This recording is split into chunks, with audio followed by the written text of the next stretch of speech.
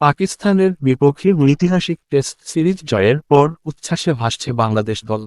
প্রথমবারের মতো ঘরের মাঠে পাকিস্তানকে হারিয়ে সিরিজ জিতেছে টাইগাররা। আর এই সাফল্যে বড় অবদান রেখে সিরিজ সেরার পুরস্কার জিতেছেন অভিজ্ঞ ব্যাটার মুশফিকুর রহিম।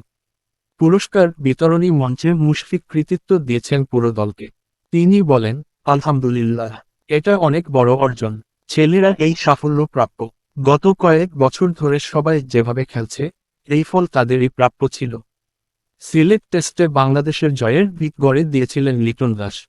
প্রথম ইনিংসে তার দুর্দান্ত সেঞ্চুরির প্রশংসা করে মুশফিক বলেন, লিটন প্রথম ইনিংসে অসাধারণ খেলেছে।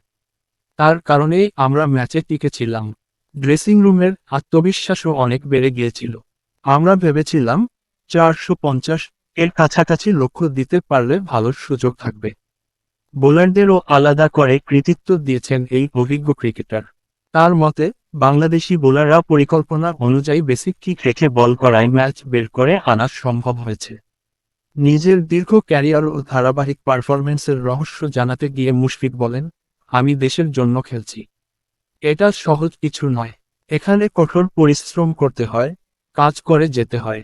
আমি আমার জীবন উপভোগ করছি। সর্বশক্তিমান আল্লাহর কাছে কৃতজ্ঞ।